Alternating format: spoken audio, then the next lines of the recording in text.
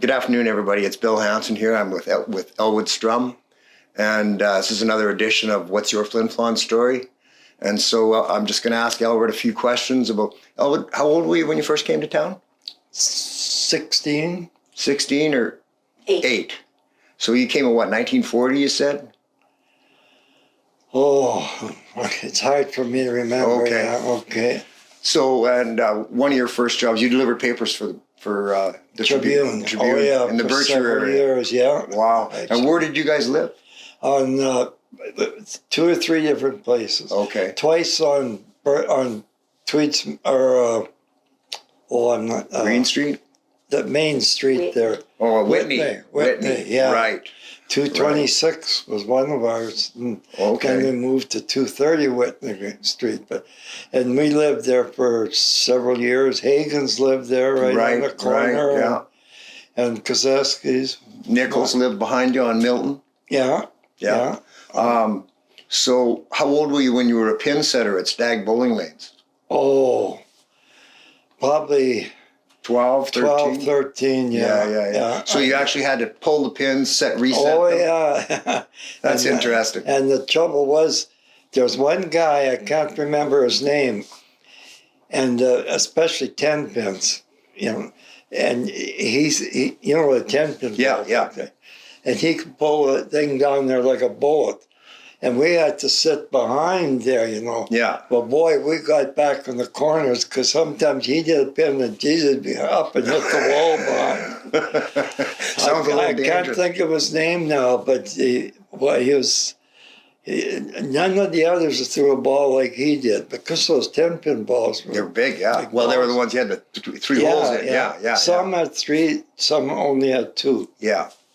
It's too bad that place got wrecked. Yeah. Yeah. And then, like, for years, I set pins and looked at the Elks. They had 2 alleys up there in Elks Hall. Oh, that's right, too. Yeah. That's where I set most of my pins, the Elks. Oh, I forgot about the Elks having a bowling alley. I have a big picture of a huge party, and I can tell it's the Elks from where the doors are, and everybody's dressed to the nines in those days. They also had a big dining room. Yeah, that's what it was in the big dining room. Because when I was a kid, I got a job there. I don't know if you wouldn't call it a job, but somehow I got a connection with the lady that lived there, and she says, "Well, you go to school at Hamilton." And she said, "Well, like they had a dining room for about 25 people." Yeah. And of course they had quite a bit of garbage, Yeah. and there's just some pails. And she said, would you come every day after your school? And she was going to give me, I forget, 50 cents or whatever it was. Yeah. And then she said, and you can come here for dinner every day. Oh. So instead of going all the way to 84, I just zipped up there, and boy, they had good meals. Yeah, sure. She was serving for 30 people. Well, there. because the guys lived upstairs, right? Yeah. Yeah. And they most of them worked for the company, and Right. and that the mine out there, that Cooper's. Oh, yeah. Cooper's Mine, that's on the old highway by White Lake there still, right? Yeah. When I was a kid, you could get in there. You can't anymore. Helen, she lived well, you were born at Mandy, weren't you? Yeah. Mandy Mine, the old original. Yeah. I was there in the fall. Yeah. And now the old chimney that's left there, that's all that's left on Bandy Mine. Was that a house or was that a... It was a house. Okay. Fireplace. How old were you when you got on at HB? Were you 18 or did you have to be 18 in those days? Yeah. I guess I was just 18, yeah. And straight into the smelter? Straight in.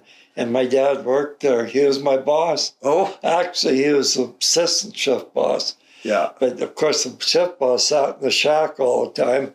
And the assistant, we had a room off the side where the copper floor was. And they'd come and get us, and you got to trim the copper, you got to clean this, or go up with a crusher and do that. And then that was his job. So a lot of times he was cracking the whip for me. Yeah. And of course, what you got to do when you're his kid and he's the boss. You got to work harder than everybody else. That's right. Yeah. Yeah, and then so how old you got your pilot's license in 57? Yeah, I So- guess. Yeah, that'd be right. Yeah, yeah. So what plane did you first have? What was your first plane? 120 Cessna. A 120 Cessna on floats. Yeah. Well, originally just wheels and skis, Okay. because back then Couldn't it afford was the very floats. expensive Yeah. floats. Yeah. Then I went on after, then I had a 140, then a 170, and then the 185. No, I had a 180 in between there. Yeah, 180. But that 185, I got a brand new one. Oh wow. And right from the factory, it was just ferried over to Brandon, and I picked it up in Brandon. That was a good airplane, a 300 horse, Wow. you know, How for fast? 4-seat, 130, 35 Okay. cruise usually. Did you ever fly with old Jim Ripley much? No. No. He He had his own thing going. yeah, and Yeah. then when his plane, I forget what happened, the engine went out into it or something, so he borrowed mine for a while there, because he had that Store in Sandy store Bay. and you Yeah. had to get back and forth. Yeah. So yeah, I know Jim good. Dude. Yeah, he was the first guy that I went flying with at 5 years old. Oh, yeah. And my mom walked me over there to make sure he hadn't been drinking. Yeah. Well, she'd have to pick a special day. Yeah, yes. I think my buddy Jimmy's mom phoned my mom and said, "Today's a good day." So it was early in the morning. Yeah. Then his plane got laid up, the engine went out of it, and so he come to me, he says, "Would you," like he had mail and stuff Yeah, like that to yeah. get. Says twice a week or whatever, bring the mail up to me. And he says, "Oh, by the way, whenever you do, bring a bottle of whiskey." Yeah. I could see that. Yeah. And so where were your camps? Well, I had seven on Malgard, Cape, Golden, Kissimmee, and I think there's one other. And Wildness. Wildness. Okay. 5 camps at one time. And how many people could those camps accommodate? Well, the individual like Malgard and them, they had 6. Oh, Melgard's the one Alexander owns now. Yeah, Young Alexander owns. Yeah. That's all. Yeah. yeah. He's completely rebuilt that. It's huge. Oh, I'm sure. Yeah, yeah. Because that was a basic, I don't know, 24 by 14 or Yeah, something. You know. yeah. I think. 6 people, you could Yeah. have bunk beds in there and up to 6. I think Forest Fire went through and took that one down, Oh, probably. and then he rebuilt this yeah. new one. Yeah. Yeah. And how? It seemed to me when I was a kid, everybody had a plane. Oh, yeah, back then you could afford it, but nowadays you can't. We can't afford the insurance. Never That's mind right. the plane. Exactly. Because I know. That's right. Walking down any back lane, like I remember on Norm Avenue, there was a plane, and the guy was redoing the skin here, and then Yeah. and then you'd get over to Phelan, and somebody else had a plane in their yard they were Yeah. fixing, and Oh, yeah. And, yeah. Lots of people could afford to then, but nowadays it's prohibitive. yeah. My friend Jimmy Togus, he got his license, but he never got his commercial license. Oh, yeah.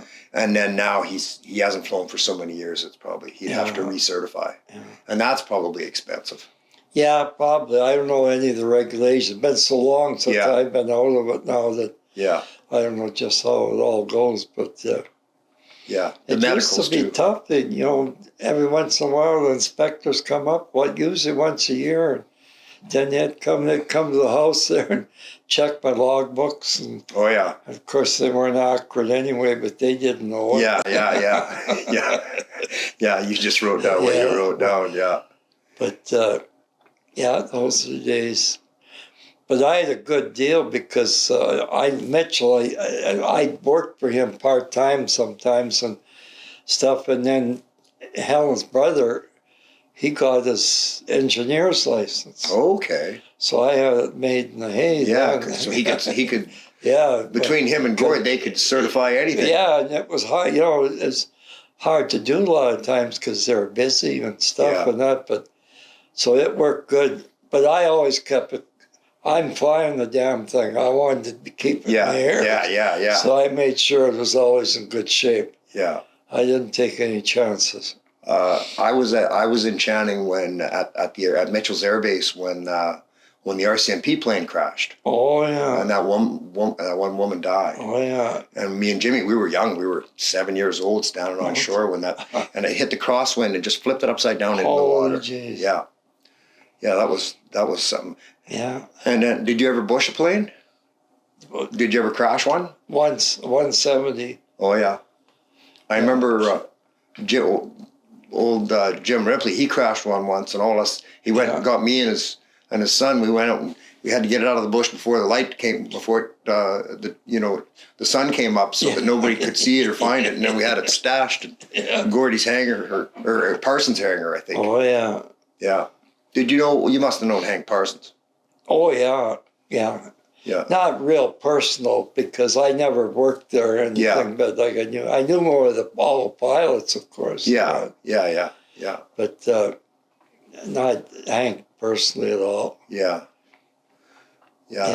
Did you see the mess a couple of years ago out at Jackson's there when it was I no, maybe it might have been Wings Over Kissing when the wind took all their planes out, turned them upside down. Oh jeez. 2 years ago, I think, total 2 planes or something. Yeah.